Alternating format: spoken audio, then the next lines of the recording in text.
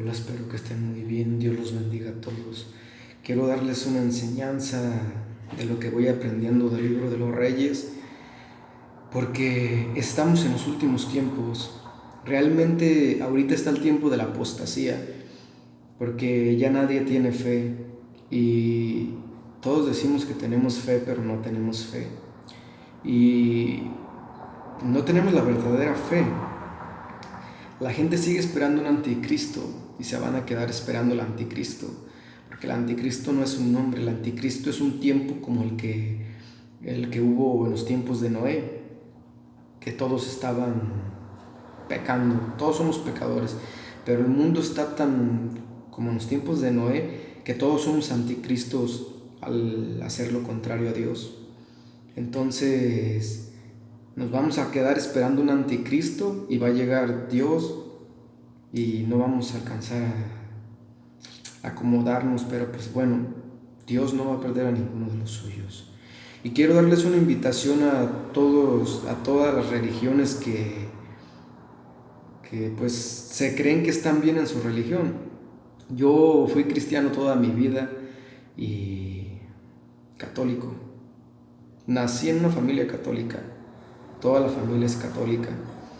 Mi abuela tuvo 21 hijos y de esos 21 hijos soy como de los casi 200 nietos. Y de todos esos nietos, pues, ninguno, todos son católicos. Y yo soy el único que, pues, para ellos el separado, el protestante, porque pues descubrí la verdad. Ellos, nadie lee y no los juzgo. Nadie va al Hijo si no lo llama al Padre. Cada quien Dios los va a llamar en su corazón. Y yo los invito a leer la palabra de Dios, porque he escuchado que de algunas religiones que no leamos el Antiguo Testamento porque nos vamos a confundir. Entonces yo quiero decirles que lean, porque el Espíritu Santo es el que nos enseña desde el corazón.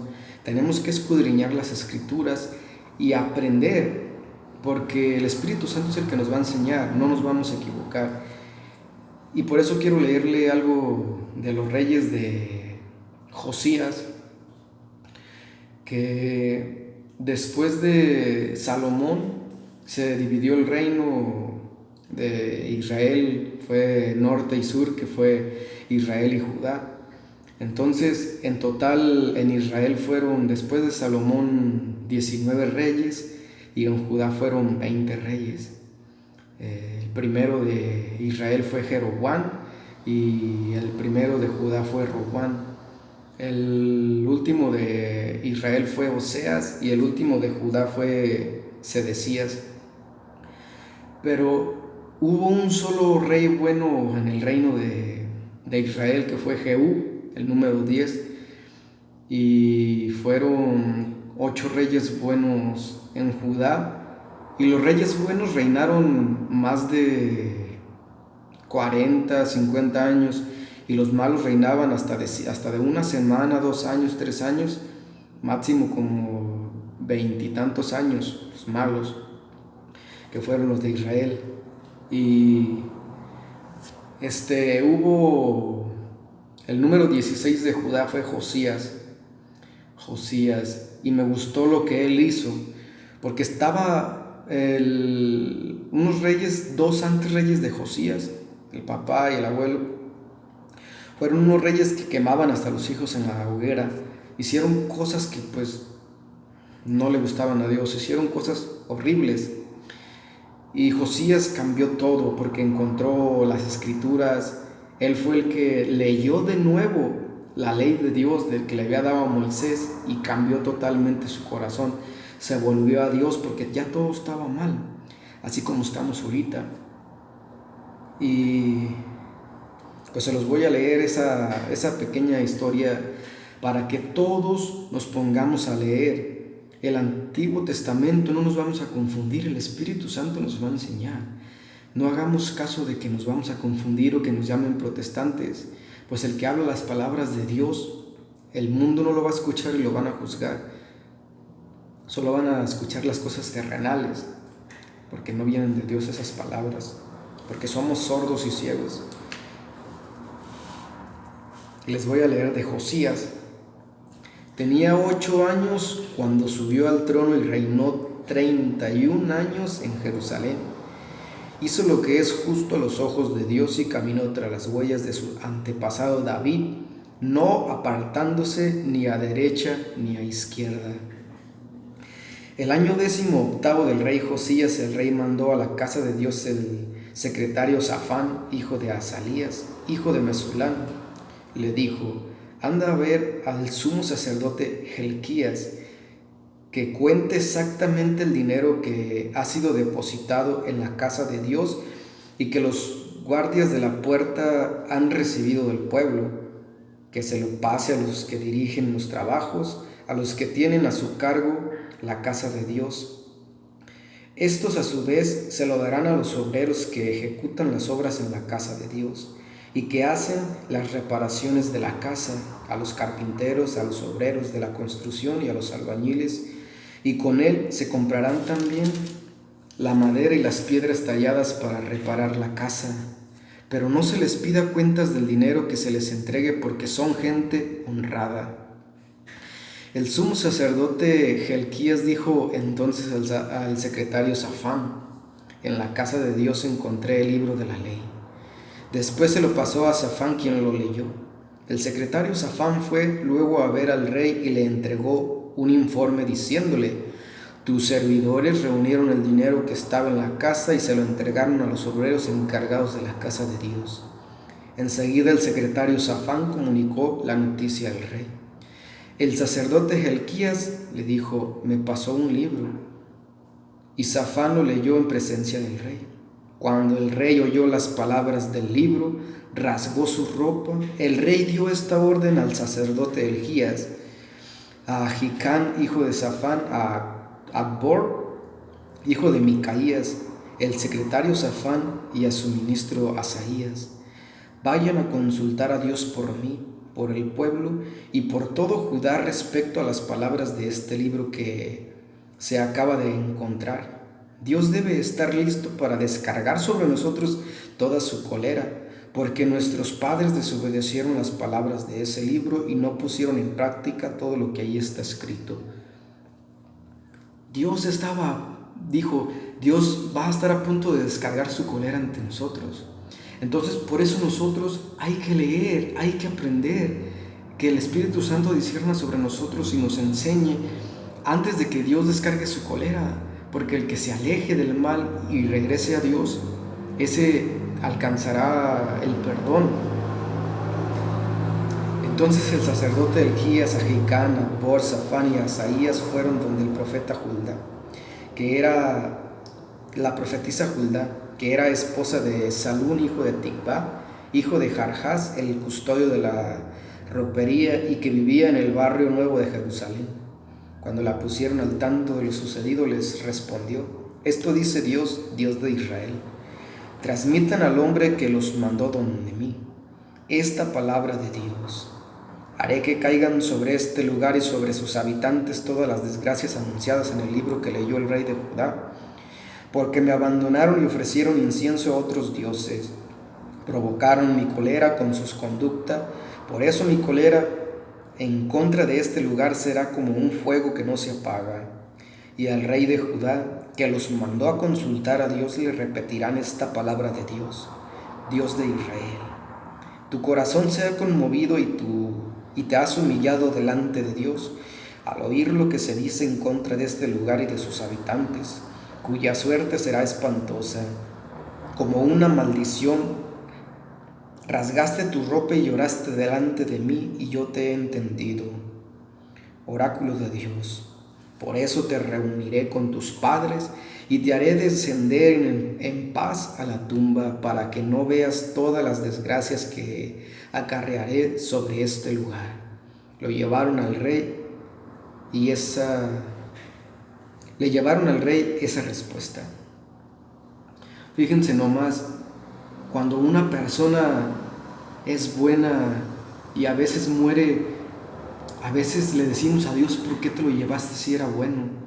Pero Dios se los lleva porque a lo mejor los hijos van a ser malos, y para que él que fue bueno no vea toda la desgracia que va a pasar en su casa. porque los padres pueden ser buenos y los hijos malos, o los padres malos y los hijos buenos. Pero ahí también está una demostración de que Dios se los lleva para que no vean la desgracia que lo que van a hacer sus hijos, para que ellos al ver a sus hijos mal no se vuelvan malos también, sino que se los lleva cuando aún son buenos para que sean de Dios, porque son de Dios. El rey cursó una invitación y todos los ancianos de Judá y de Jerusalén se congregaron junto a él. Subió a la casa de Dios acompañado de todos los hombres de Judá, de todos los habitantes de Jerusalén, de los sacerdotes y de los profetas, de todo el pueblo, desde el más chico hasta el más grande. Delante de ellos leyó todas las palabras del libro de la alianza que habían sido encontrado en la casa de Dios. El rey estaba de pie en el estrado y en presencia de Dios renovó la alianza, se comprometió a seguir a Dios, a observar sus mandamientos, sus órdenes y sus preceptos con todo su corazón y con toda su alma. Se comprometió a respetar las palabras de esa alianza tal como estaban escritas en ese libro, e hizo que todo el pueblo se comprometiera con la alianza.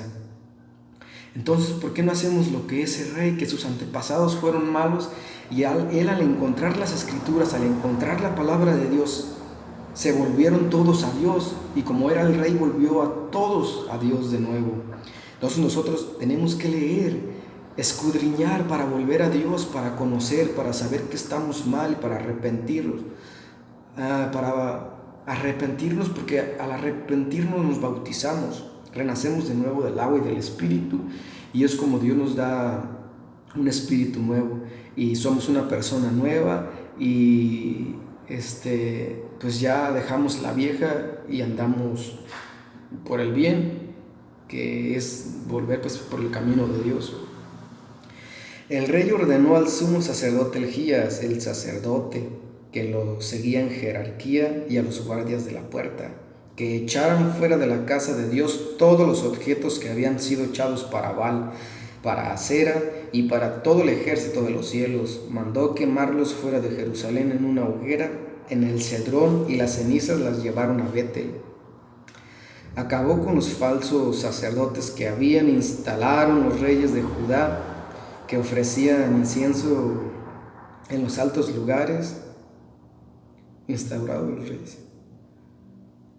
Acabó con los falsos sacerdotes que habían instaurado los reyes de Judá y que ofrecían incienso en los altos lugares, en las ciudades de Judá y en los alrededores de Jerusalén. También acabó con los que ofrecían incienso a los Baales, al sol, a la luna, a las estrellas y a todo el ejército de los cielos. Sacó de la casa de Dios la acera, la botó fuera de Jerusalén en el valle del Cedrón, y allí la mandó quemar y reducir a cenizas. Después tiró sus cenizas a la fosa común, demolió las casas de los homosexuales sagrados que habían en la casa de Dios, y en donde las mujeres tejían velos para la acera. ¿Por qué no hacemos lo que hizo ese rey? Tirar todas las imágenes que hay en nuestras casas. Tiremos todo, demolamos todo lo que es malo a los ojos de Dios para convertirnos totalmente a Dios. Así como Josías lo hizo. Llamó a todos los sacerdotes de las ciudades de Judá, profanó los altos lugares donde esos sacerdotes ofrecían incienso. Desde Huebá hasta Berseba demolió el alto lugar de las puertas que estaba en la entrada de la puerta de Josué, gobernador de la ciudad, a la izquierda de la entrada de la ciudad. Esos sacerdotes de los altos lugares no tuvieron acceso al altar de Dios en Jerusalén, conformándose con comer panes sin levadura en medio de sus hermanos. Josías destruyó el fogón del valle de Ben-Hinnom para que nadie pudiese sacrificar en el fuego a su hijo o a su hija en honor a Molec. Eliminó los caballos de los reyes de Judá, habían consagrado al sol, y que estaban a la entrada de la casa de Dios, cerca de la habitación del eunuco Netán-Melec, la que estaba dentro de las dependencias, y echó al fuego el carro del sol. El rey derribó también y redujo a polvo los altares que habían sido instalados por los reyes de Judá en la terraza del segundo piso de Ahaz, y los altares que habían puesto Manasés en los dos patios de la casa de Dios. Tiró el polvo al torrente del Cedrón. El rey destruyó también los altos lugares que habían frente a Jerusalén al sur del Cerro de los Olivos, Estos habían sido construidos por Salomón, rey de Israel, en honor a Astarte, la inmundicia de los sidonios, de Quemos, la inmundicia de los moabitas, y de Milcón, la vergüenza de los amoneos. También rompió las piedras paradas, hizo cortar los postes sagrados y rellenó el lugar con huesos humanos. Demolió el altar que había en Betel, en el alto lugar construido por Jeroboam, hijo de Nabat, quien había arrastrado a Israel a su pecado. Demolió ese alto lugar, partió las piedras y las redujo a polvo, después de lo cual quemó el poste sagrado. Al darse vueltas, Josías vio tumbas cavadas en los cerros. Mandó buscar los huesos de esas tumbas y los quemó en el altar para profanarlo. Así se cumplió la palabra de Dios que un hombre de Dios había proclamado un día de fiesta cuando Jeroboam ofrecía sacrificios en el altar. Al terminar de nuevo, se fijó Josías en la tumba del hombre de Dios que había proclamado esas palabras. Preguntó entonces: ¿a quién pertenece ese mausoleo que veo allá abajo?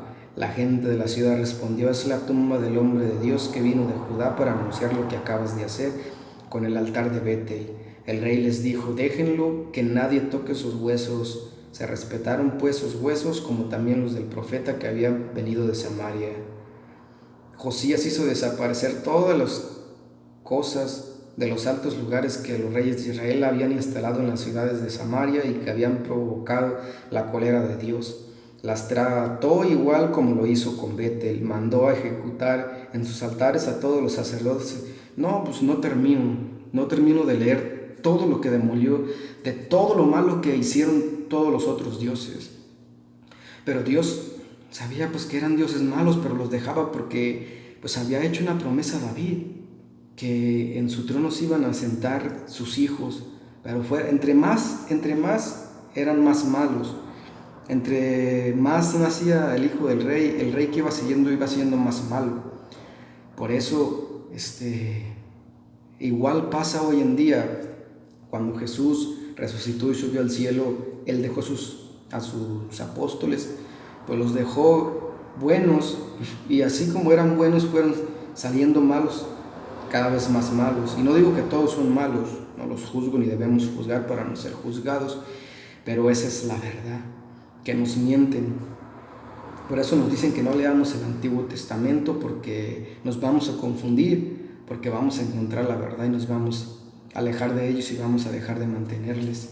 Fíjense aquí les voy a leer en Jeremías 7 del versículo 1 como al 15. Dice: a Jeremías le llegó esta palabra de Dios: párate en la puerta de la casa de Dios y publica allí esta palabra. Escuchen, hombres de Judá, que entran por esta puerta a adorar a Dios. Así habla Dios de Israel. Mejoren su proceder y sus obras, y yo me quedaré con ustedes en este lugar. No confíen en palabras mentirosas como estas. Fíjense, no confíen en palabras mentirosas como estas. Miren el templo de Dios. Aquí está el templo de Dios. Este es el templo de Dios. Más bien mejoren su proceder y sus obras y hagan justicia a todos. Dejen de oprimir al extranjero, al huérfano y a la viuda. No manchen este lugar con sangre de gente asesinada. No vayan en pos de otros dioses para desgracia de ustedes. Yo entonces los mantendré en este lugar, en el país que di a sus padres desde hace tiempo y para siempre, pero ustedes se fían de palabras engañosas e inútiles.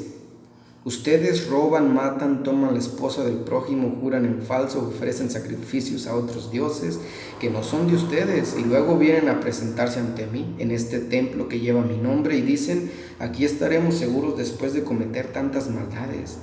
¿Será un refugio de ladrones esta casa mía sobre la cual descansa mi nombre?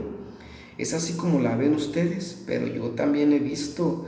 Vayan pues al santuario de Silo, donde quise que descansara mi nombre en tiempos pasados, y miren cómo lo traté por los crímenes de mi pueblo Israel. Ustedes siguen cometiendo todas estas maldades que acabo de decir, y por más que se los advertí, no me han escuchado. Hablé y no me hicieron caso. Ahora pues, lo que hice en Silo también lo haré en esta casa que lleva mi nombre y por la que se sienten seguros. Lo mismo haré con este lugar que yo di a sus padres y los arrojé lejos de mi presencia, como arrojé a sus hermanos del norte y a toda la gente de Efraín.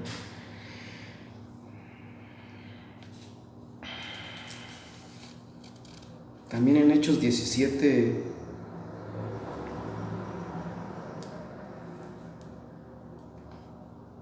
dice: entonces Pablo se puso de pie en medio de Areópago y les dijo: ciudadanos de Atenas, veo que son personas sumamente religiosas. Así como las personas de Atenas, todos los que tenemos una religión, pues somos religiosos, porque creemos en Dios, pero no sabemos en qué Dios estamos creyendo.